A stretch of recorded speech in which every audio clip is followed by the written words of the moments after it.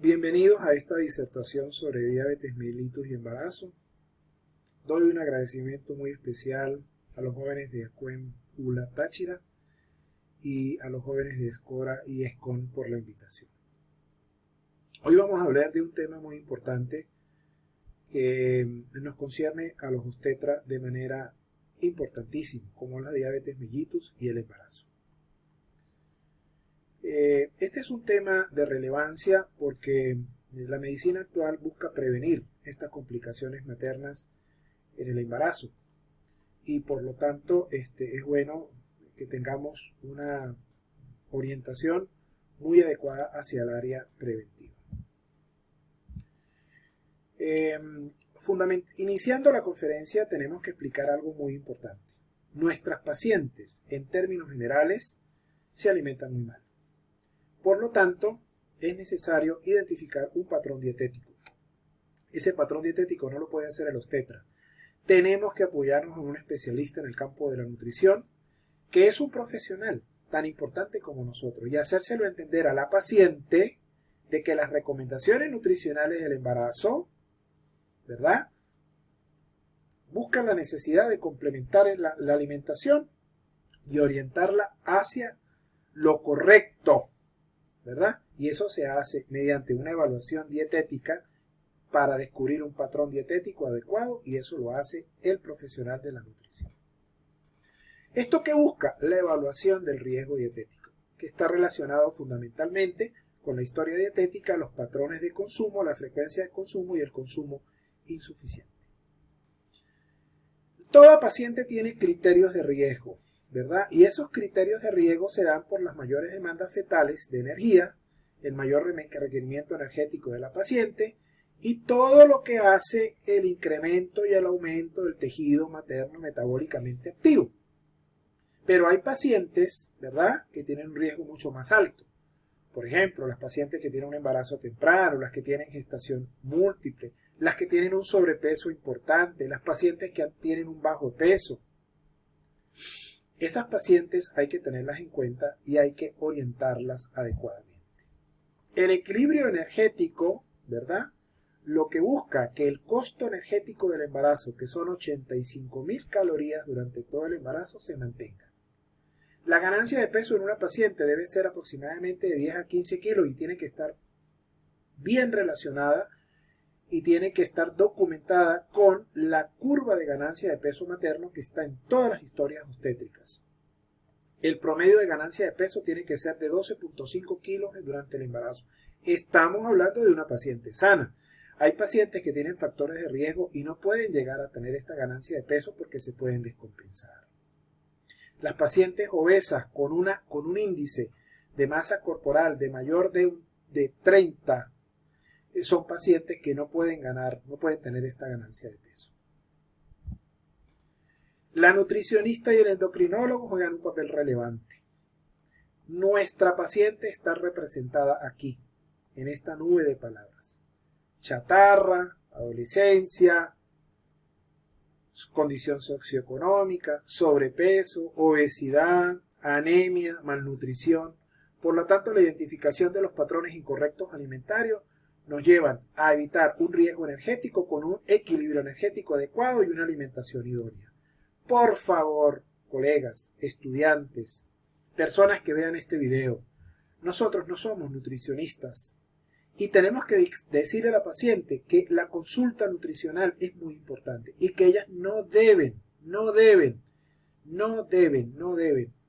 automedicarse y ni mucho menos tomar decisiones de restricciones calóricas abruptas o severas, porque eso puede traer complicaciones importantes a nivel del sistema nervioso fetal y a nivel de la paciente de desarrollar un catabolismo proteico acelerado. Por lo tanto, la alimentación en la gestante forma parte del cuidado de la salud durante el embarazo. Recuerden que eso es un protocolo y los protocolos, si se llevan adecuadamente, tenemos éxito. Entonces, recordar una valoración nutricional adecuada en toda paciente que se embarace. Ideal sería hacerlo antes de que la paciente esté embarazada. Pero como la mayor cantidad de pacientes embarazadas acuden a consulta, evidentemente ya con su embarazo, pues entonces hay que hacer una valoración nutricional en el momento en que acudan a la consulta.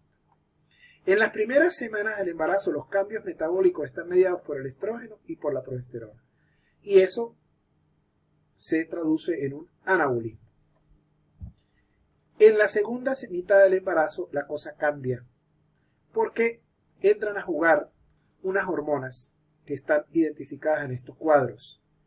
Y estos tres grupos hormonales producen un efecto diabetógeno, con una disminución de la tolerancia a la captación de la glucosa por la célula y una resistencia a la insulina. Y por lo tanto, eso condiciona en una paciente que tenga una dieta no adecuada o que venga con niveles altos de glucosa, una descompensación. La diabetes gestacional es la intolerancia a los carbohidratos que se detecta por primera vez en el embarazo. Incluye dos grupos de pacientes, la que la desarrollan durante el embarazo o aquellas pacientes que ya vienen con una hiperglicemia pero no habían sido diagnosticadas. Y no solamente con hiperglicemia, hay pacientes que vienen con hiperinsulinismo. No necesariamente tienen que tener alta glicemia, también la insulina. Por eso es importante hacer glicemia e insulina y la valoración dietética adecuada.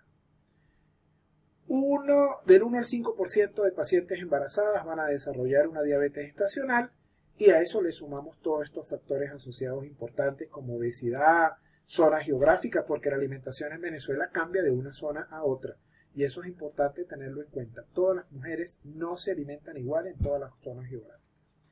Este cuadro es un cuadro para identificar el riesgo de diabetes mellitus gestacional. Estos son factores de bajo riesgo, de un riesgo promedio.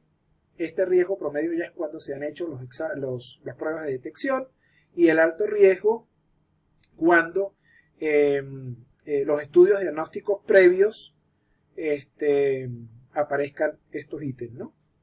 ¿Verdad?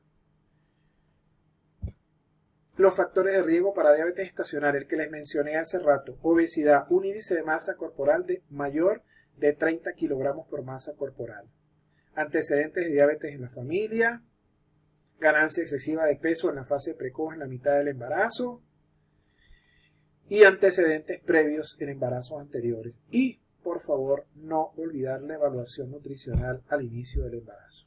Hay dos grandes grupos: unas diabéticas identificadas que se embarazan.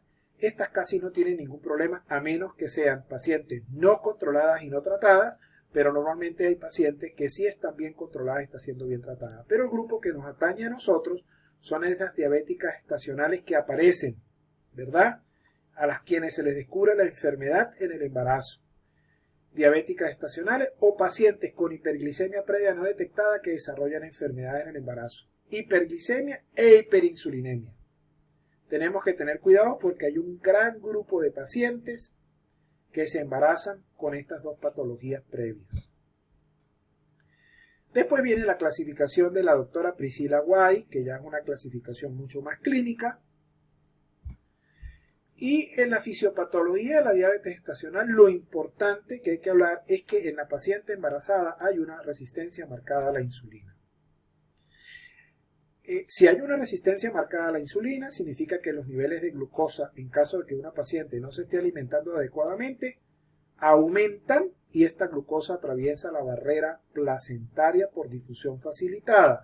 ¿Cómo va a impactar esto en el feto? Bueno, el feto produce su propia insulina, pero en unos requerimientos de 20 miligramos por minuto, que es lo que él necesita para su consumo normal. Si la glucosa de la madre difunde fácilmente la placenta, pues evidentemente el feto se va a encargar con una sobrecarga de glucosa que no va a poder manejar.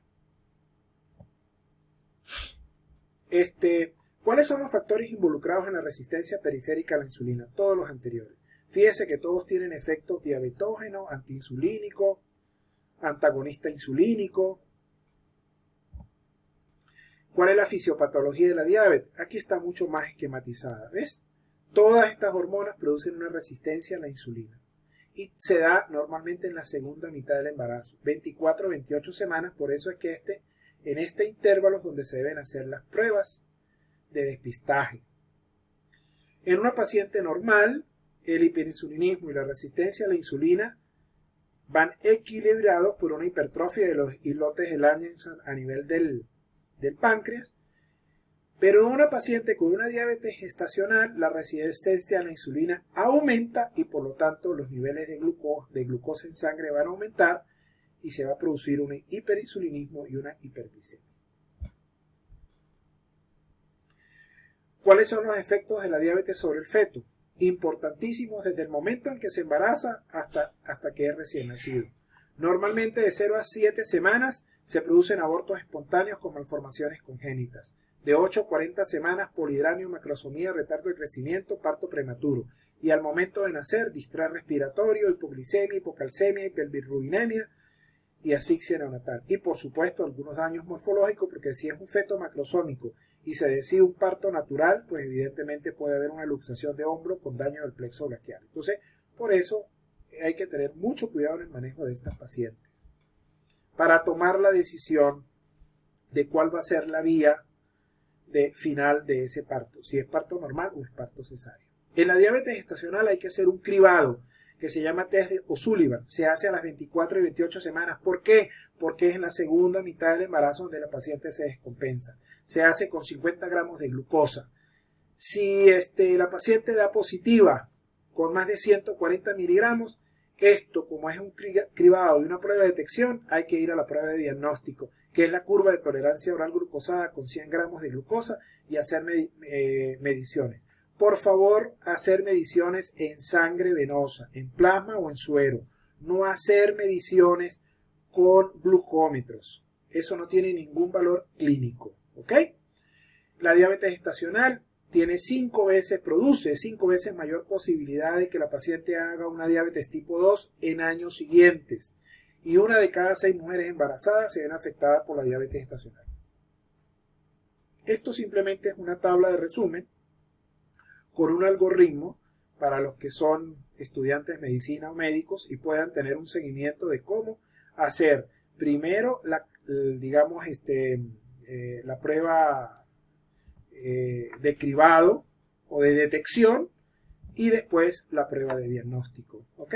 Y aquí están las indicaciones para solicitar una curva de tolerancia glucosada, que la prueba de detección sea positiva o que las glicemias en ayuno de las pacientes sean mayor de 105 o de una glicemia postprandial de 140 miligramos o que haya obesidad o antecedente de diabetes mellitus en padre o hermanos.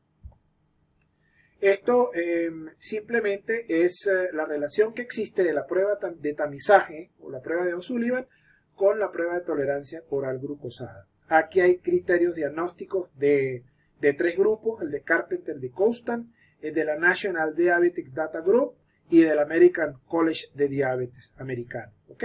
Donde se pueden ver los valores referenciales.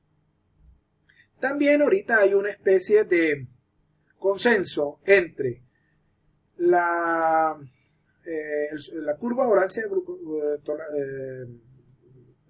de tolerancia oral glucosada con 100 gramos de 75 gramos.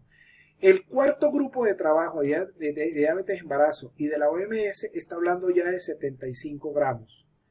Y aquí están los valores, ¿ok? Para la detección. Normalmente el de 75 gramos se hacía a las 6 semanas posteriores al parto para hacerle seguimiento y control y descarte de diabetes mellitus, pero ya se está tomando en cuenta como un método de diagnóstico también. Las diabetes asociadas a malformaciones congénitas, una de las más importantes es la espina bífida o la disrafia espinal y todas las demás a nivel de cada uno de los sistemas del feto. Los hijos de embarazadas diabéticas y obesas tendrán mayor riesgo de disrafismo espinal. Aquí están las afecciones por diabetes gestacional, tanto para la madre como para el feto.